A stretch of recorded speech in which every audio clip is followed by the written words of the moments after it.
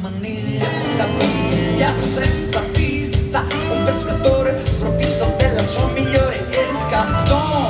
Giovanni senza una tresca, io senza te, uno scettro senza re. Non voglio